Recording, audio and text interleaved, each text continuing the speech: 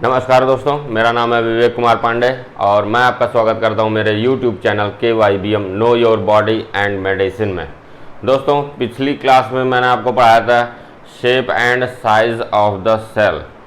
इसको एक बार फटाफट रिवाइज कर लेते हैं। मैंने आपको बताया था शेप अगर देखी जाए सेल की तो बहुत सारे प्रकार की शेप्स आपके पाए जाते हैं कोशिकाओं के। मैंने आपको बताया था स्फेरिकल शेप के हो सकते हैं, क्यूबॉइडल होते हैं, स्क्वामस होते हैं, कॉलमनर होते हैं, एलिप्टिकल होते हैं, सर्कुलर होते हैं, स्फेरिकल होते हैं। इस तरह से बहुत सारे शेप्स के आपके कोशिका पाया जाता है। फिर मैंने साइज़ में आपको बताया था कि हमारे सबसे छोटी कोशिका साइज़ के हिसाब से कौन सी होती है, PPLO, प्लूरोन्यूमोनिया लाइक ऑर्गेनिज्म, जिसको हम माइकोप्लाज्मा या माइकोप्लाज्मा जेलीसेप्टिकम कहते हैं।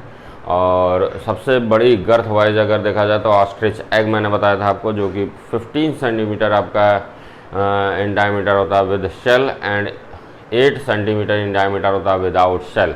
इसके अलावा मैंने आपको बताया था लॉन्गेस्ट जो सेल होती है that is our nerve fibres होते हैं, जो कि आपके 100 माइक्रोमीटर से फ्यू मीटर लॉन्ग होते हैं।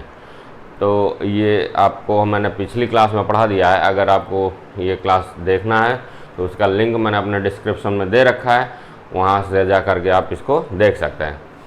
आज आपको मैं पढ़ाऊँगा ऑर्गेनाइजेशन ऑफ द, तो आइए देखते हैं ऑर्गेनाइजेशन ऑफ एनिमल सेल। एक आपकी एनिमल सेल का स्ट्रक्चर है जिसमें हम क्या देखते हैं, इसकी जो सबसे आउटर मोस्ट कवरिंग होती है जिसको हम क्या कहते हैं, प्लाज्मा मेम्ब्रेन या सेल मेम्ब्रेन या प्लाज्मा लेमा कहते हैं। ये 2 लेयर्ड मेम्ब्रेन होती है जिसके अंदर जो है इस कोशिका का जो लिविंग मैटर होता है, जिसको हम प्रोटोप्लाज्म कहते हैं, वो इसमें बंद रहता है, सुरक्षित रहता है। ठीक है।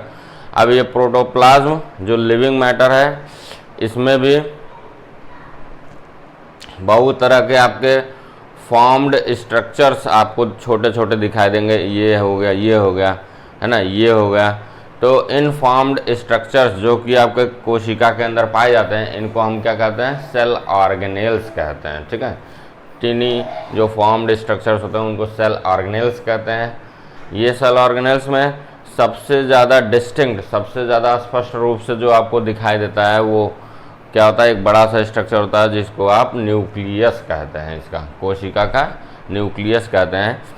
ये भी न्यूक्लियस भी आपका जो है एक मेम्ब्रेन से बाउंड होता है, डबल लेयर मेम्ब्रेन से बाउंड होता है, जिसको हम न्यूक्लियर मेम्ब्रेन या न्यूक्लियोलेमा कहते हैं। ठीक है। इसके अंदर फिर आप देखेंगे न्यूक्लियस के अंदर एक टिनी और स्ट्रक्चर पाया जाता है जिसको न्यूक्लियोलस कहते हैं। और ये जो थ्रेड लाइक स्ट्रक्चर्स होते हैं, ये हमारा जेनेटिक मटेरियल होता है जिसको हम क्रोमैटिन नेटवर्क कहते हैं। ठीक है। तो ये न्यूक्लियस हो गया। इसके बाद न्यूक्लियस के बाहर जितना लिविंग मटेरियल होता है, जो कि लिविंग मैटर होता है, that is called the cytoplasm. उसको हम साइटोप्लाज्म कहते हैं। ये मैंने लिखा है। मीन्स ये सेल ऑर्गेनेल्स, बाकी जो सेल ऑर्गेनेल्स हैं न्यूक्लियस को छोड़ करके, बाकी सेल ऑर्गेनेल्स और जो फ्लूइड मैट्रिक्स है, इसको मिला करके हम इसको क्या बोलते हैं, साइटोप्लाज्म कहते हैं। और कभी कभी क्या कहा जाता है कि इस न्यूक्लियस को छोड़ करके हमारा ये साइटोप्लाज्म और प्लस इस प्लाज्मा मेम्ब्रेन, इन दोनों को मिला करके साइटोसोम कहा जाता है। ठीक है। तो मेन आपका जो लिविंग मैटर है ये साइटोप्लाज्म होता है। इसी साइटोप्लाज्म में हमारे बहुत तरह के फॉर्म्ड स्ट्रक्चर सेल ऑर्गेनेल्स होते हैं, इसमें धंसे हुए रहते हैं, सस्पेंडेड रहते हैं। अगर हम इन सेल ऑर्गेनेल्स को निकाल लें तो जो इसमें केवल फ्लूइड पोर्शन बचता है, केवल फ्लूइड पोर्शन, उसको क्या कहते हैं, उसी को हम साइटोसॉल कहते हैं, जो कि एक क्रिस्टलोकोलाइड मैट्रिक्स होता है ना, जिसमें आपके ये डिफरेंट आपके वेरियस सेल ऑर्गेनेल्स जो होते हैं इसमें सस्पेंडेड रहते हैं। तो दिस इज कॉल्ड साइटोसॉल। इसकी बात करें साइटोसॉल का या साइटोप्लाज्म के, तो इसी में हमारे सारी एक कोशिका को जिंदा रखने के लिए जितनी भी केमिकल रिएक्शंस होती हैं, वो सभी केमिकल रिएक्शंस इसी साइटोप्लाज्म में होती हैं। और उन केमिकल रिएक्शंस में चूँकि क्या होता है, ये केमिकल रिएक्शंस में जो सेल के अंदर का मटेरियल है, या कह सकते हैं कि सेल के अंदर जो साइटोप्लाज्म है उसका जो कंपोजिशन है वो लगातार बदलता रहता है, चेंज होता रहता है। इसीलिए इन केमिकल रिएक्शंस को हम मेटाबॉलिक रिएक्शंस भी बोलते हैं। ठीक है, मेटाबॉलिक रिएक्शंस भी बोलते हैं। मेटाबॉलिज्म ये शब्द आपका ग्रीक वर्ड मेटाबोल से आता है, जिसका मीन्स होता है चेंज। क्योंकि ये रिएक्शन क्या करती हैं, इसके सेल के जो साइटोप्लाज्म का स्ट्रक्चर होता है या मटेरियल जो होता है वो लगातार चेंज होता रहता है, इसीलिए इन रिएक्शंस को मेटाबॉलिक रिएक्शंस होते हैं। और ये मेटाबॉलिक रिएक्शंस आपके डिफरेंट जो फॉर्म्ड स्ट्रक्चर्स यानी सेल ऑर्गेनेल्स होते हैं उसके अंदर भी होती हैं, और साइटोसॉल यानी सेल ऑर्गेनेल्स के बाहर जो मैट्रिक्स होता है, फ्लूइड मैट्रिक्स, उसमें भी ये रिएक्शंस लगातार होती रहती हैं। और इन सेल ऑर्गेनेल्स और जो साइटोसॉल में होने वाली जो केमिकल रिएक्शंस यानी मेटाबॉलिक रिएक्शंस होते हैं, ये एक दूसरे के साथ कोऑर्डिनेट करके रहती हैं, हार्मोनियस एक्टिविटी रहती है इन केमिकल रिएक्शंस की, जो कि इसका इंट्रासेलुलर होम्योस्टैसिस मेंटेन करता है। कोशिका का इंट्रासेलुलर होम्योस्टैसिस मेंटेन किया रहता है। ठीक है, फिर बात करते हैं अब इस साइटोसॉल में डिफरेंट जो फॉर्म्ड स्ट्रक्चर्स, इसके अलावा तो जो ये जो सेल ऑर्गेनेल्स होते हैं इन्हीं में आपके मेटाबॉलिक रिएक्शंस होती हैं। इसीलिए ये जितने भी आपके सेल ऑर्गेनेल्स होते हैं इनको हम मेटाबॉलिकली एक्टिव पार्टिकल्स भी बोलते हैं। ठीक है, these are the metabolically active particles होते हैं। इसके अलावा इसके साइटोसॉल में या साइटोप्लाज्म में बहुत सारे ऐसे भी पार्टिकल्स पाए जाते हैं या ऑर्गेनेल्स पाए जाते हैं जो कि आपके क्या होते हैं, इनएक्टिव होते हैं, मेटाबॉलिकली इनएक्टिव होते हैं। उसमें कोई भी मेटाबॉलिक रिएक्शन नहीं होता है, वो नॉर्मली बस इस साइटोसॉल में सस्पेंडेड होता है, जैसा कि यहाँ पर सिक्रेटरी वेसाइकिल दिखाया है। तो उनको हम सेल इंक्लूजन या ड्यूटोप्लास्ट या मेटाप्लास्ट कहते हैं। ठीक है, फिर आपके ये जो सेल इंक्लूजन्स होते हैं या जिसको आप ड्यूटोप्लास्ट या मेटाप्लास्ट कहते हैं, ये these are comprised of storage secretory और एक्सक्रीटरी मटेरियल और प्रोडक्ट ऑफ द मेटाबॉलिज्म। जो मेटाबॉलिक रिएक्शंस होती हैं उसके तहत जो भी आपका सेक्रेटरी प्रोडक्ट बनता है या एक्सक्रीटरी प्रोडक्ट या जो भी स्टोरेज प्रोडक्ट्स बनते हैं उन्हीं को ये आपके सेल इंक्लूजन्स या ड्यूटोप्लास्ट रखते हैं। दे आर टेम्प्रोरी स्ट्रक्चर्स होते हैं। ये हमारे जो सेल इंक्लूजन्स होते हैं टेम्प्रोरी स्ट्रक्चर्स होते हैं। फिर हम बताएंगे सेल ऑर्गेनेल्स के बारे में थोड़ा सा। सेल ऑर्गेनेल्स जो भी हमारे इस साइटोप्लाज्म के अंदर सेल ऑर्गेनेल्स पाए जाते हैं, इनको दो ब्रॉड कैटेगरी में कैटेगराइज किया गया है। One is the membrane bound cell organelles and another is without membrane bound cell organelles होते हैं। ठीक है, वे ऑर्गेनेल्स जिनके चारों ओर एक डबल लेयर की मेम्ब्रेन पाई जाती है, कवरिंग पाई जाती है, उनको हम मेम्ब्रेन बाउंड सेल ऑर्गेनेल्स होते हैं। इनके चारों ओर जो पाई जाने वाली मेम्ब्रेन्स होती है उसका स्ट्रक्चर उसी बिल्कुल सिमिलर होता है जो कि सेल की प्लाज्मा मेम्ब्रेन का होता है। ठीक है, इन दोनों का स्ट्रक्चर बिल्कुल सिमिलर होता है, कोई अंतर नहीं होता है। ये जो मेम्ब्रेन बाउंड सेल ऑर्गेनेल्स होते हैं, अगर हम बात करें थोड़ा सा सेल डिवीज़न की, तो कहते हैं ये जब सेल डिवीज़न होता है तो जैसे हमने बताया था, अभी सेल थ्योरी बताया था, omni सेलुला ई सेलुला, मतलब all cells arises from pre existing cells. उसी तरह से जो सेल ऑर्गेनेल्स भी होते हैं, all these cell organelles arises from pre existing cell organelles. मतलब जब सेल डिवीज़न होता है तो ये सेल ऑर्गेनेल्स भी टूट करके दो सेल ऑर्गेनेल्स बनाते हैं। ठीक है, इन सेल ऑर्गेनेल्स में जो मेम्ब्रेन बाउंड सेल ऑर्गेनेल्स होते हैं उसमें आप इसमें देख रहे हैं मेम्ब्रेन बाउंड में एंडोप्लाज्मिक रेटिकुलम होता है। ये दो तरह का होता है, एक रफ एंडोप्लाज्मिक रेटिकुलम होता है, दूसरा आपका स्मूथ एंडोप्लाज्मिक रेटिकुलम होता है, जिसके मेम्ब्रेन की सरफेस पे ये जो छोटे छोटे डॉट आपको दिख रहे हैं ये टिनी पार्टिकल्स जिनको आप राइबोसोम कहते हैं, अगर राइबोसोम्स इसमें एम्बेडेड होते हैं तो इसको स्ट्रक्चर को रफ एंडोप्लाज्मिक रेटिकुलम कहते हैं, और अगर ये राइबोसोम एम्बेडेड नहीं होता है तो इसको स्मूथ एंडोप्लाज्मिक रेटिकुलम कहते हैं। तो ये आपका मेम्ब्रेन बाउंड स्ट्रक्चर होता है। अगला स्ट्रक्चर आपका ये गोल्गी बॉडीज देख रहे हैं, ये भी आपका मेम्ब्रेन बाउंड स्ट्रक्चर्स होता है। अगला स्ट्रक्चर आप देख रहे हैं माइटोकॉन्ड्रिया है, ये भी आपके मेम्ब्रेन बाउंड स्ट्रक्चर होता है।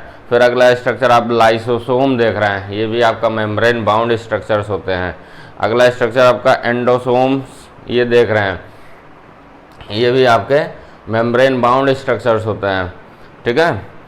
इसके अलावा इसमें माइक्रो बॉडीज़ एंड जो माइक्रोट्यूब्यूल्स होते हैं ये भी आपके मेम्ब्रेन बाउंड स्ट्रक्चर्स होते हैं।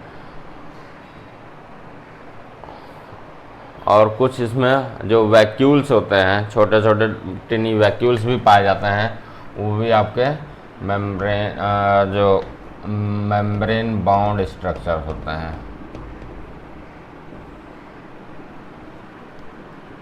ठीक है। तो ये आपके सभी मेम्ब्रेन बाउंड स्ट्रक्चर्स हो गए, mitochondria, endoplasmic reticulum, Golgi bodies है ना, lysosome, endosome, micro bodies and microtubules and the vacuoles, ये आपके सभी मेम्ब्रेन बाउंड स्ट्रक्चर्स होता है। फिर दूसरा कैटेगरी मैंने आपको बताया वे सेल ऑर्गेनेल्स जिनके चारों ओर मेम्ब्रेन की कवरिंग नहीं पाई जाती है, वो विदाउट मेम्ब्रेन कवरिंग के होते हैं। उसमें आता है ये जो टिनी पार्टिकल्स दिख रहे हैं आपको, राइबोसोम्स कहलाते हैं। These are without membrane, without fluid matrix के होते हैं। और दूसरा ये जो साइटोस्केलेटन बनाते हैं, है ना, साइटोस्केलेटन बनाने वाले स्ट्रक्चर्स होते हैं, या आपके जो अपेंडेजेस होते हैं, सीलिया हो गया, माइक्रोविलाई हो गया, ये सभी आपके जो होते हैं विदाउट प्लाज्मा मेम्ब्रेन या मेम्ब्रेन कवरिंग के पाए जाते हैं। तो this is all about the organization of animal cell. एक चीज़ और इसमें आप ध्यान देना है कि अगर हम जब सेल को लाइट माइक्रोस्कोप से देखते हैं तो हमें इसमें केवल 3 ही ऑर्गेनेल्स आपको स्पष्ट रूप से लाइट माइक्रोस्कोप में दिखाई देते हैं। पहला होता है न्यूक्लियस, दूसरा होता है माइटोकॉन्ड्रिया, और तीसरा आपके कुछ वैक्यूल्स होते हैं बड़े बड़े, अगर जैसा प्लांट सेल में तो काफ़ी बड़े आपके होते हैं, तो वो वैक्यूल्स दिखाई देते हैं। ये आपका एनिमल सेल है, ठीक है। इसमें छोटे वैक्यूल्स हैं, उसमें बड़े बड़े वैक्यूल्स होते हैं। तो जब लाइट माइक्रोस्कोप में देखेंगे अगर प्लांट सेल को, तो उसके वैक्यूल्स आराम से दिखाई पड़ेंगे, उसके न्यूक्लियस दिखाई पड़ेगा, उसका माइटोकॉन्ड्रिया भी दिखाई पड़ेगा। बाकी सेल ऑर्गेनेल्स जैसे आपका माइक्रोबॉडीज हो गया, गोल्गी बॉडीज हो गया, लाइसोसोम हो गया, राइबोसोम हो गया, इनको देखने के लिए हमें कोशिका को किससे देखना पड़ता है? इलेक्ट्रॉन माइक्रोस्कोप से देखना पड़ता है, ठीक है। इसको हम जो एनिमल सेल का ऑर्गेनाइजेशन अभी मैंने बताया, इसको हम एक चार्ट के रूप में भी आपको अभी दिखाते हैं। तो अगर एक एनिमल सेल को हम एक ऑर्गेनाइजेशनल चार्ट के फॉर्म में हम देखें तो एक एनिमल सेल में क्या क्या चीज़ें पाई जाती हैं वो आप देख लीजिए। सेल जिसको हम प्रोटोप्लास्ट कहते हैं, it is divided into 2 parts, that is the nucleus, और न्यूक्लियस के बाहर जो भी एक्स्ट्रा न्यूक्लियर मटेरियल होता है along with the plasma membrane, that is called as cytosome. Cytosome में आपका प्लाज्मा मेम्ब्रेन होता है और बाकी जो लिविंग मैट्रिक्स होता है दैट इज़ द साइटोप्लाज्म, ठीक है। साइटोप्लाज्म, इस साइटोप्लाज्म के अंदर 2 चीज़ें होती है, एक तो फॉर्म्ड स्ट्रक्चर्स जो कि सस्पेंडेड होते हैं, और दूसरा जो लिक्विड मटेरियल होता है जिसको आप साइटोसॉल कहते हैं। साइटोसॉल या इसी को हम हाइलोप्लाज्म भी कहते हैं, ठीक है। इसको आप